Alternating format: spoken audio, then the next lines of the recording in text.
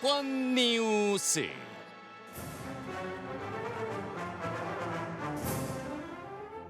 (2022년 3월 9일) 수요일 치러질 20대 대통령 선거를 앞두고 여야 후보들의 각축전이 치열합니다. 요동치는 대선 판도에 어떤 일이 있었는지 알기 쉽게 정리해 드립니다. 대권 뉴스. 네, 대권 뉴스 3월 9일은 이제 지났는데요. 오늘 마지막으로 대권 뉴스 하도록 하겠습니다. 대선 앞두고 대선 지나고 꼭 알아야 할 정치권 소식 전해줄 분들입니다. 컴퓨터처럼 정확한 시사평론원 백컴 배정호 세한대 교수입니다. 네, 안녕하십니까. 최수영 시사평론가입니다. 안녕하십니까, 최수영입니다. 예, 3월 9일이 이제 벌써 이제 이틀이 지났고 이번 주까지만 대권 뉴스로 정리를 좀 해보도록 하겠습니다. 자, 배 교수님. 네. 이제 이번 주는 이제 막을 내리고 새 간판을 좀 달아야 될 것 같아요. 대권 뉴스 코너 이름도. 그 전에 20대 대선을 좀 정리를 해보자고요. 역대 대선에서 최소 표차를 기록한 승부였는데요. 어떻게 보셨어요? 네, 한마디로 진영 대결이 극대화돼서 노출된 결과가 이번 대선이 아닌가 이렇게 저는 생각을 합니다.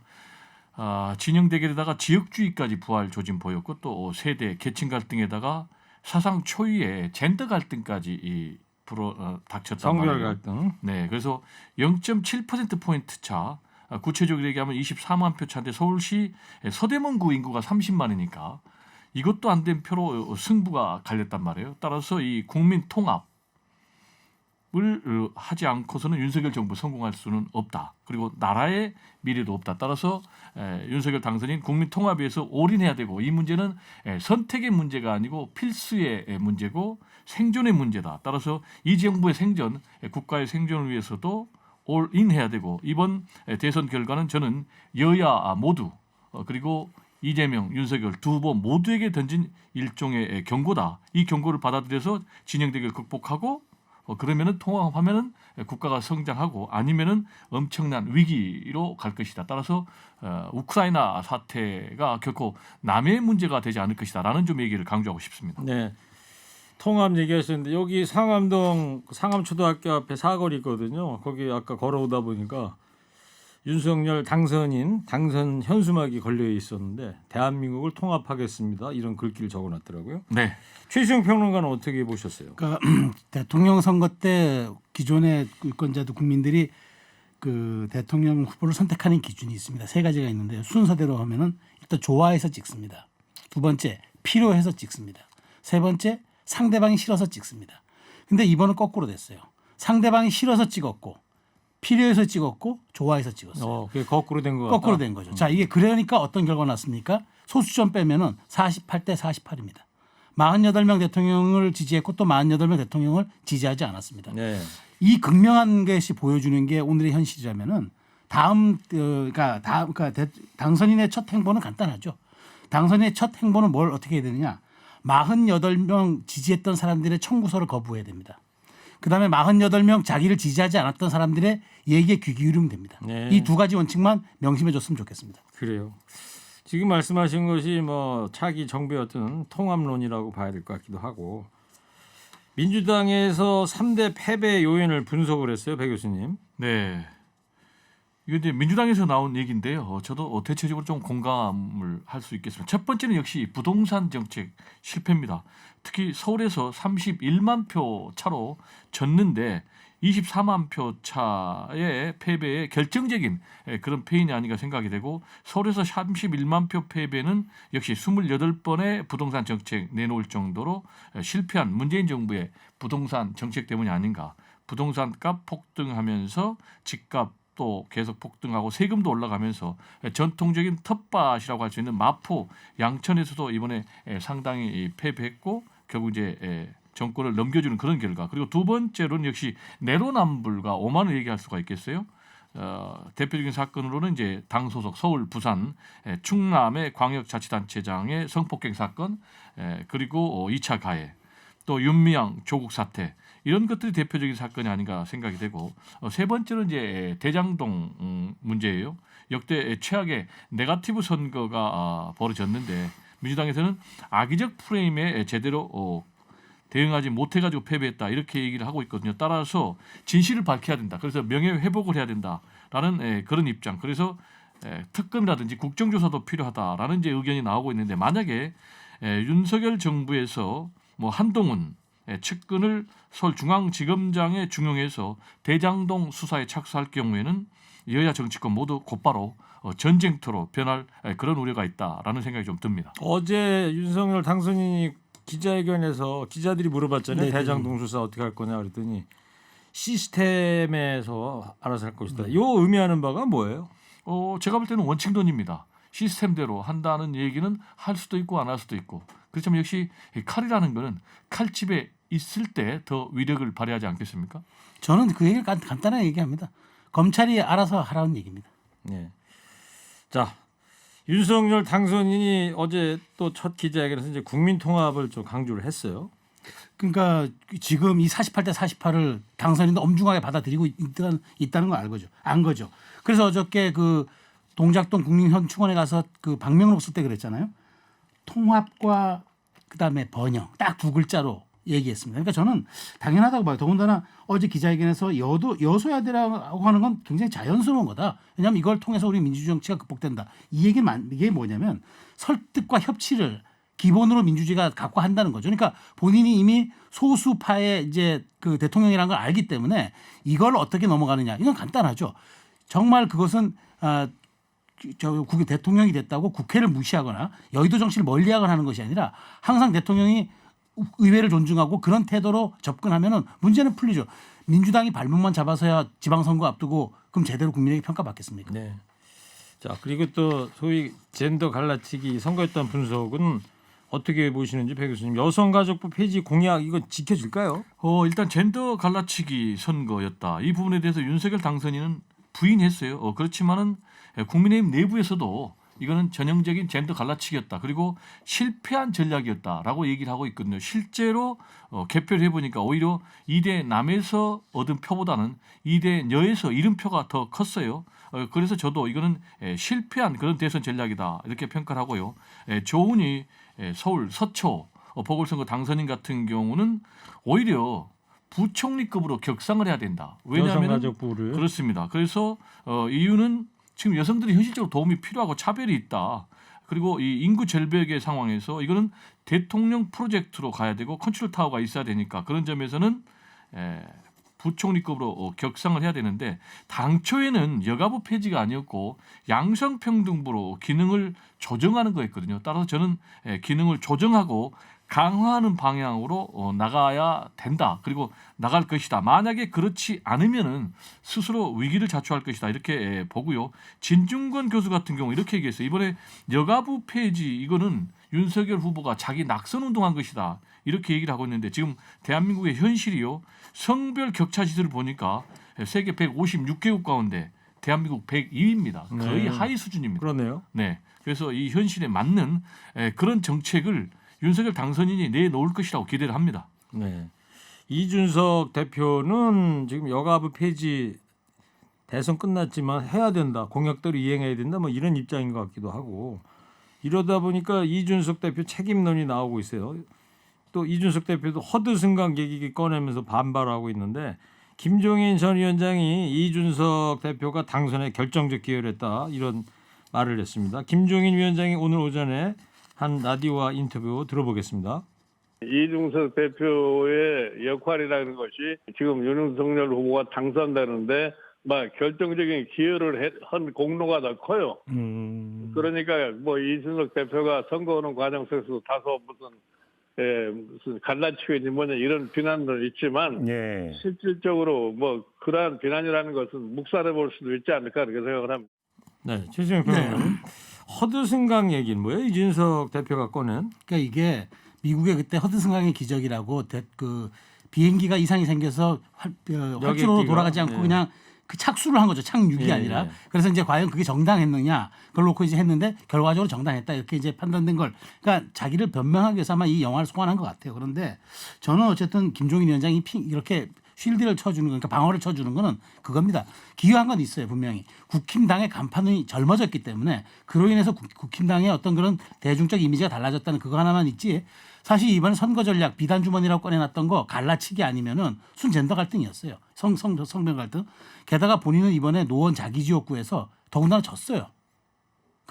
국힘당 대표 지역에서 졌다는 건 무슨 걸 의미합니까? 이준석 대표에게 분명히 지역구민조차도 비토를 했다는 얘기잖아요. 네. 그러니까 그런 점에서 본인이 성찰을 좀 할 시간이고 이걸 가지고 영화를 끌어다가 자기 정당성을 강변한다거나 여성가족부 폐지를 끝까지 자기가 주장한다거나 이거는 젊은 정치, 유연성 가진 정치인으로서는 저는 정말 젊은 꼰대 소리를 들을 수 있다. 배 교수님은 평가 내릴 수 이준석 있습니다. 책임론에 대해서 어떻게 보세요? 저는 한마디로 얘기하면은 이번 대선 과정에서 보여준 이준석 대표 행보 계속하면은 이준석 대표 앞으로 정치적 미래 없다 이렇게 자신 있게 얘기할 수가 있을 것 같아요. 일단 승리한 장수다라는 부분에 대해서는 제가 인정을 합니다. 결과적으로 이겼기 때문에. 그렇지만 강론으로 들어가면은 평가가 좀 달라져요. 첫 번째 2대남 2대녀 갈라치기 아까 말씀드린 대로 오히려 손해를 봤단 말이에요. 실제로 보니까 지금 20, 30, 40, 50 여성은 다 졌어요. 60 이상에서 여성만 이겼거든요. 그리고 두 번째 세대 포이론 얘기됐지 않습니까?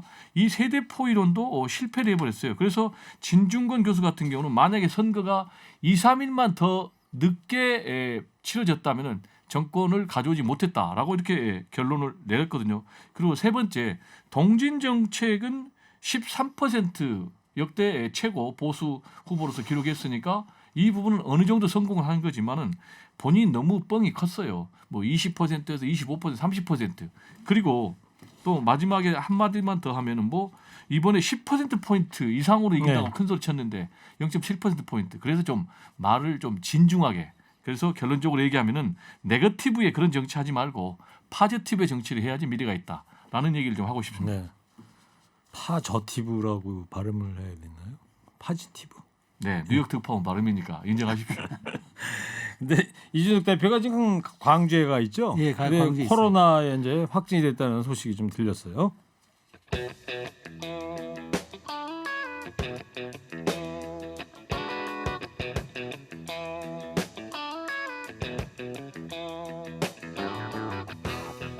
자, 이제 인수위 구성 좀 알아볼게요. 지금 어떤 절차를 밟고 있어요, 배 교수님? 오늘 지금 오찬 회동을 했지 않습니까? 윤석열 당선인 그리고 안철수 대표 두 분이 인수위 구성 문제에 대해서 구체적으로 인선 문제를 얘기했을 것 같고요. 네.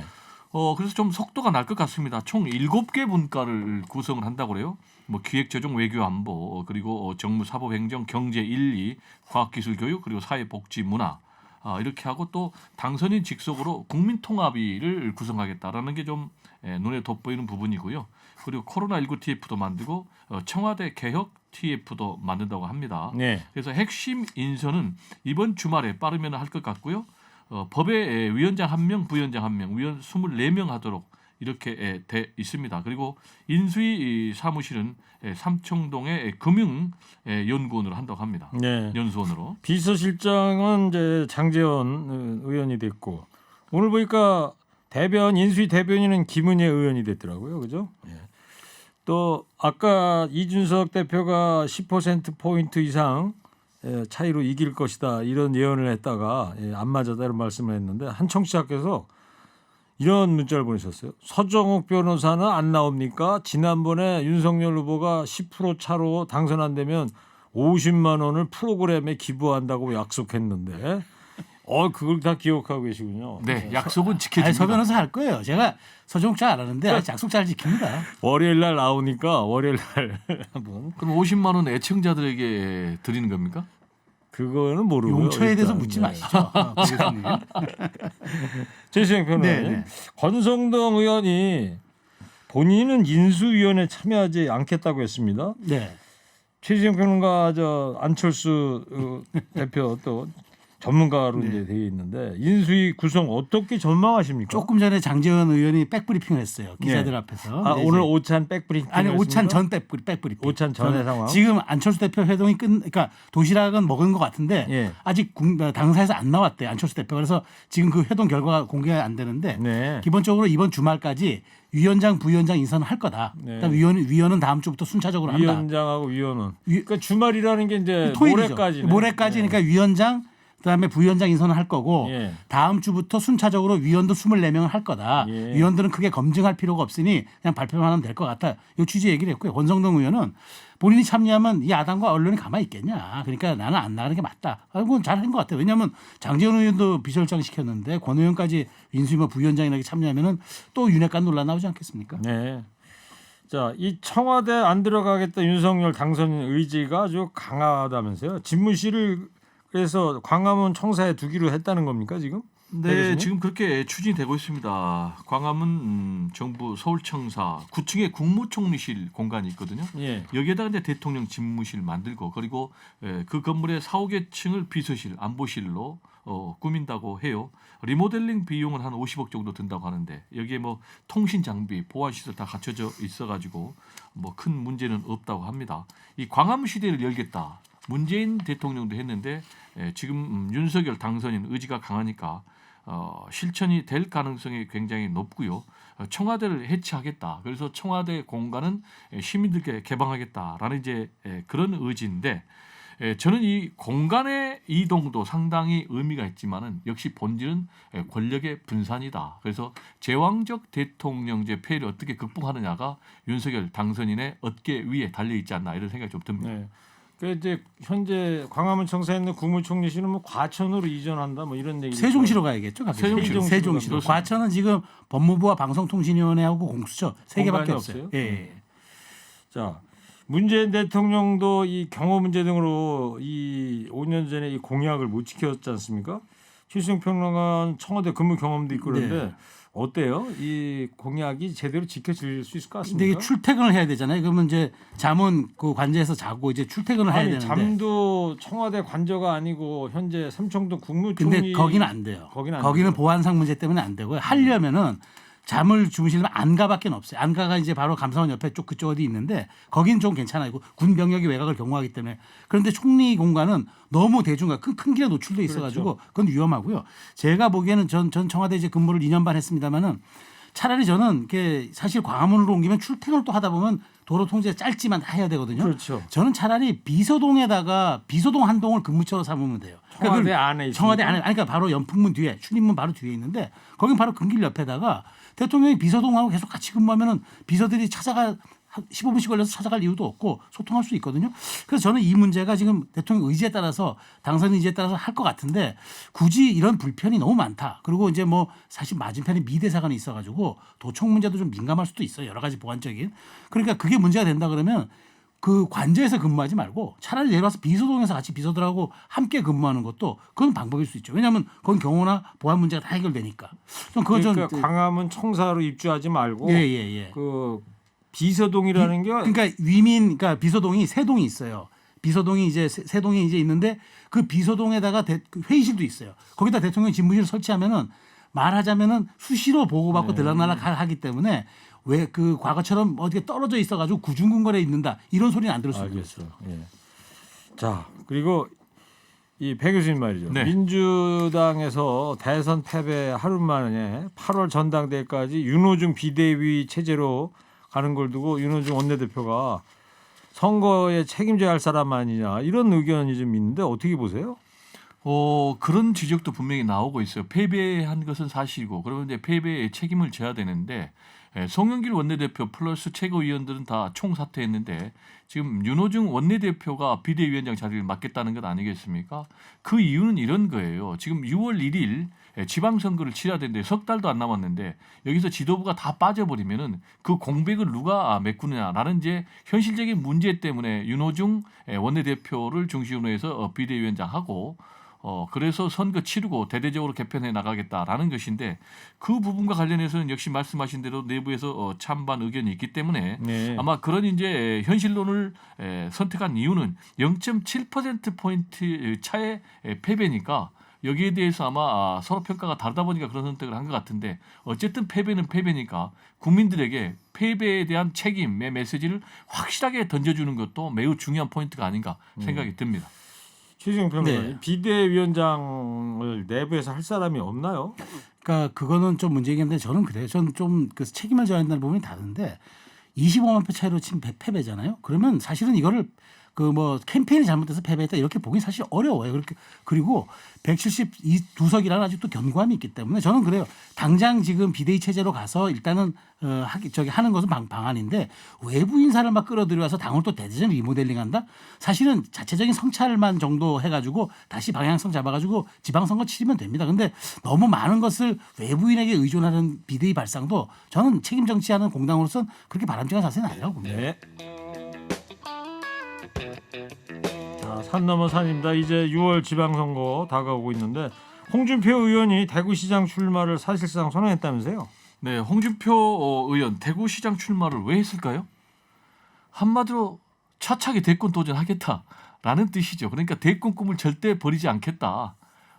다시 한번 도전하겠다 이제 그런 것인데 결국 그래서 본인이 뭐라고 메시지 던졌냐면 이제 중앙 정치는 윤석열 당선인에게 맡기고 자신은 하방하겠다. 그래서 대한민국 리모델링은 윤석열 당선인에게 그리고 자기는 대구부터 리모델링 하겠다라는 게 있는데 뒤집으면은 대구 리모델링 해서 그 성과가 나오면 인정받아서 다시 한번 대한민국 리모델링 하겠다. 5년 뒤에. 네. 그래서 이제 단계적 도전론을 사실상 우회적으로 밝힌 건데 문제는 하방할 경우에 지금 현직 대구시장이 있어요. 권영지 시장. 네. 두 사람 사이에 정말 불꽃 튀는 한판 승부가 예상이 됩니다. 최수영 평론가님, 이 맞는 얘기입니까? 홍준표 의원 대구시장 지금 출마설? 선거 경선 때부터 그 얘기를 했어요. 그러니까 본인이 그러니까 사실 경력을 또 한 4년 유지해야 되는데 국회의원 한번 하는 것보다 지방선거 하면서 자기가 경남지사 했으니까 그걸 또 이번에 보수에서 졌다고 생각하는 거예요.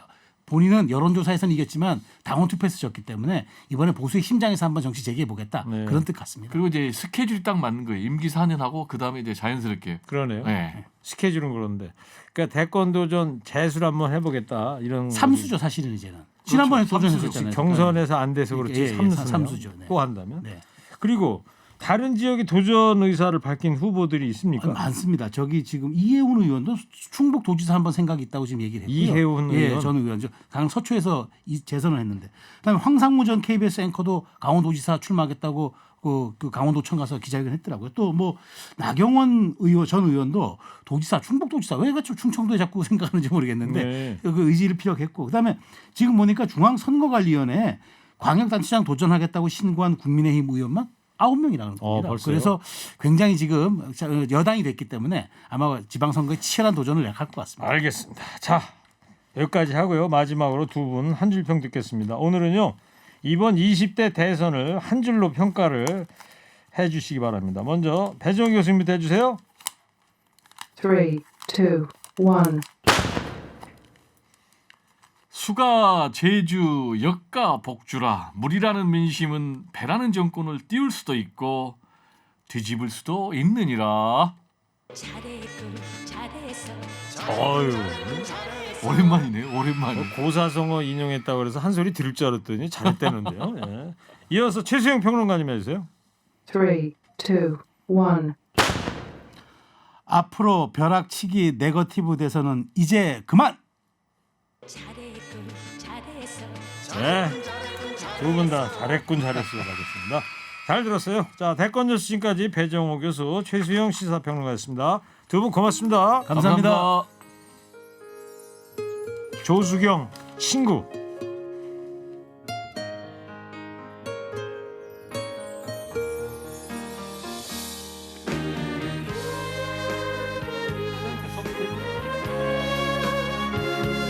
네, 저는 3부 오늘 금요일입니다. 힘든 싱어에 함께하겠습니다.